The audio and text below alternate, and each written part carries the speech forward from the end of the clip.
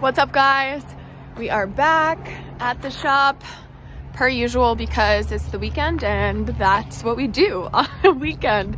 So time to work on the car some more. Let's get started.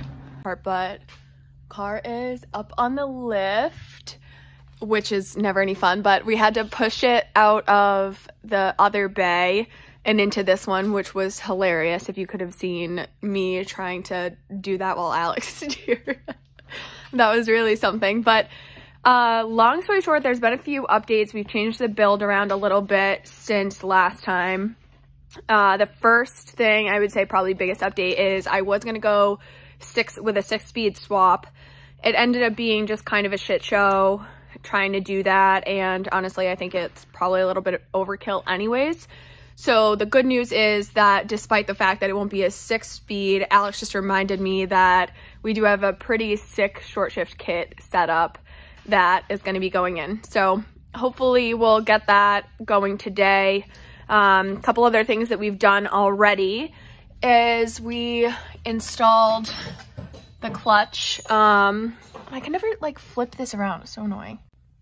Okay, here you go. So we did the flywheel and the clutch, and then now we're gonna work on getting the transmission installed. And as normal, Alex is doing most of the work and I am the project manager drinking coffee.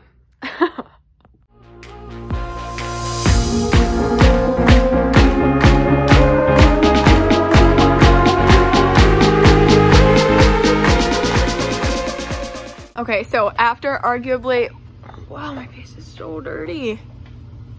Half of the day was spent in a brain pretzel, but I'm happy to say that it was somewhat effective because we have the passenger side of the intercooler piping figured out, which was no small task. And Alex, you wanna give them an update on your face? Oh my god, I look like shit. Okay, so anyway, I'm gonna just show you what we had to do to make all this work. So the first step here was this piece. Previously, where is the little thing? This was what was on here, but oddly enough, it's not 3-inch piping. So, or it's not 3 inches. So what they had done was they stepped this up, as you can kind of see here. So either way, we were using all 3-inch pieces, so that wasn't gonna work. What we had to do was we used this guy, cut like a U-shape intercooler piping piece in half, which actually ended up working out perfectly. So we get this piece up to the top, and then the other half of it just so happened to be the one that we needed here. And we also had to kind of widen this hole a little bit, which was somewhat of a pain in the ass, and I was worried Alice was going to be lit on fire. But anyways, there it is. It's honestly really clean. I'm pretty happy with it. I'm just going to put it out there that I was the mastermind behind putting all of the puzzle pieces together. Isn't that right, Alex? It was a group effort. We honestly work really good as a team because I tend to be willing to take things a little bit slower, and Alex, if it doesn't like work out quickly, might get a little bit of aggravated, but I have a lot of patience when it comes to this stuff. I think he's just invested so much time into it that at this point it's a little bit taxing. One other problem that we ran into was that there's not much space here, so it ended up just truthfully working out perfectly. As you can see, we're deep in thought. You literally look like you rolled around in a mud pile. But we need to figure out how to get this to connect down here. I'm not even sure if you can see that because I'm not looking at the camera, but it's gonna be fun to say the least because there is clearly no hole or way to get down there. So that's next. We're gonna get started on at least thinking through it, and then might have to call it a day before we actually make some progress on that side, but we'll see. Guys, we did it! We finally got the intercooler piping all set and ready to go. Yeah, total puzzle. Honestly, takes so much patience, but we freaking did it, and I'm so happy about that. So next, I guess what has to happen is all the clamps on the driver's side do still have to go on, but Alex, what do we need?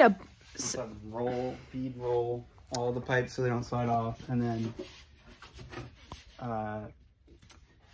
intake air temp, a nipple for the cold start, and then the blow off valve has to go. Blow off valve. That's one of these. Okay. So anyway, still plenty to do as always. But a good day, a lot done. Clearly my brain is very tired considering I'm having trouble finding words, but I'm just going to give you one last look at this driver's side intercooler piping, and then we're gonna clean up shop and head home. So anyway, this is, here, let me just flip the camera. Okay, so what we ended up doing was we used a 90 here, drilled a hole in the engine bay. Wow, I literally cannot speak. And then we had 2 couplers here, and this was also a 90 that was just cut down significantly only to give us the elbow there. So honestly, for those of you that were here with my old motor and have been following for a while, you remember the absolute shit show that all of the red piping was, and it was just a mess. I'll try and throw a photo in here as well, but I just can't even believe that this is the same car. Obviously completely different motor, beautiful in comparison to the mess that we had prior. It literally looked like there were snakes in the engine compartment. So I'm just really happy with this and proud of us for figuring it out. That's gonna be it for tonight. Good job, babe. Bye, guys.